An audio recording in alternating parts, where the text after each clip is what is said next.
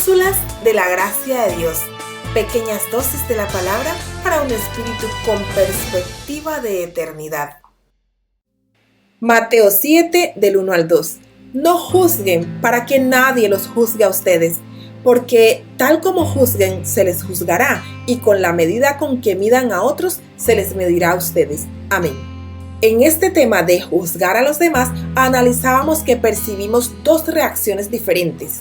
Por un lado, tenemos aquellas personas que están demasiado dispuestas a juzgar, y por otro lado, tenemos aquellas personas que no están dispuestas a hacer juicios sobre cuestiones importantes. Recordemos que en Mateo 7, del 1 al 6, Jesús enfrenta a ambos grupos de personas, y detengámonos en el segundo grupo. Alguien pregunta, ¿está prohibido todo tipo de juicio? El pecado perturba el equilibrio de nuestras facultades. Solemos irnos a uno u otro extremo. Como mencionamos en la reflexión anterior, Jesús no solo enfrenta a los hipercríticos, sino también a personas que no están dispuestas a hacer juicios sobre cuestiones importantes. Pero este extremo también es dañino. Aunque Jesús nos exhorta a no ser hipercríticos, nunca nos dice que no discernamos. Hay una gran diferencia entre estas dos cosas. Por un lado, el no ser hipercrítico no nos exonera de nuestra responsabilidad fraternal. Notemos que Jesús no nos prohíbe sacar la paja del ojo del hermano.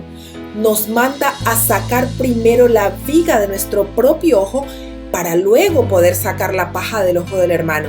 Dice, saca primero la viga de tu ojo y entonces verás bien, con claridad, para sacar la mota del ojo de tu hermano. Después de todo, una paja en un ojo es un cuerpo extraño, por lo general doloroso y a veces hasta peligroso. De hecho, la palabra griega traducida como paja se refiere a una astilla de madera que puede causar irritación en el ojo. Dejarlo allí y no hacer ningún intento de quitarlo es falta de amor.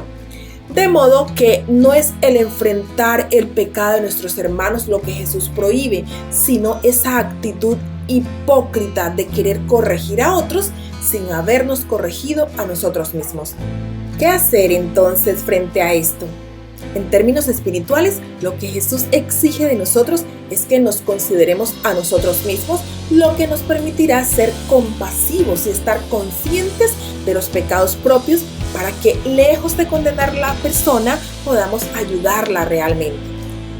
Por otro lado, el no ser hipercrítico no nos exonera de nuestra responsabilidad de detectar a los falsos.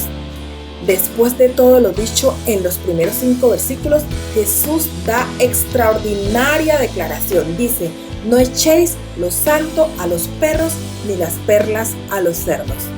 ¿Qué es lo santo? ¿Qué son las perlas? ¿Qué son los perros y los cerdos?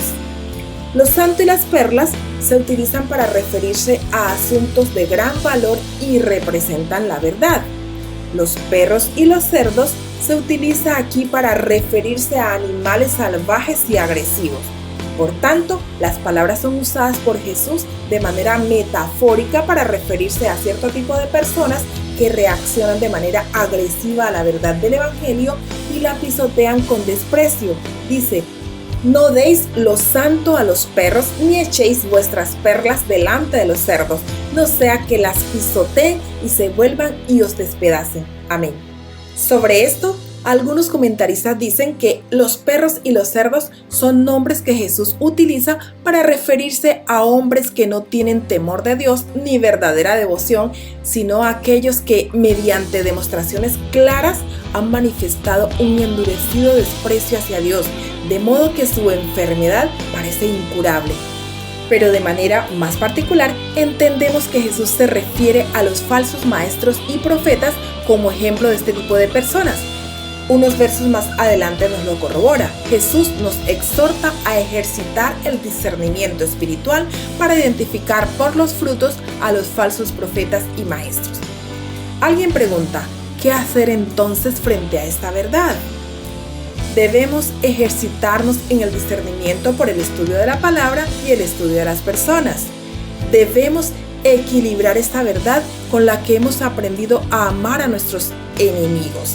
A veces lo que nuestras palabras no pueden hacer, nuestro testimonio lo hará. Puede que nuestra boca se cierre, pero la sal seguirá salando y la luz alumbrando cuando andamos según las bienaventuranzas. Pero el punto de todo esto es lo siguiente: ¿cómo podemos probar los espíritus, identificar a los perros y cerdos, a los falsos profetas, si no ejercitamos nuestro juicio y el discernimiento espiritual? Tenemos que saber reconocer a los perros y a los cerdos para saber cómo actuar ante los mismos. Para concluir, Jesús nos exhorta a librarnos de la hipocresía farisaica por un lado y de la ingenuidad indolente por el otro. Necesitamos la sinceridad y el discernimiento dado por Cristo a través de la verdad del Evangelio de la cruz para detectar a los falsos maestros y falsas enseñanzas que nos alejan de la cruz. Mis amados, os tengo una excelente noticia. Dios decidió aplastar a su Hijo con la regla de la justicia para poder aplicar sobre nosotros la regla de la misericordia. Levantemos nuestra mirada a la cruz y contemplemos a Jesús clavado allí para dar vida eterna a todos los que le abrazamos como Señor y Salvador, como nuestro tesoro. Acerquémonos a Jesús con nuestro testimonio mientras nuestra vida transcurre corandeo, es decir, delante del rostro de Dios. Dios nos bendiga. ¡Feliz día! Deseamos que este contenido haya sido de edificación para ti. Te invitamos a que nos dejes un like y también agradecemos que te suscribas al canal si aún no lo has hecho. Que la gracia del Señor Jesucristo sea siempre con nosotros. Amén.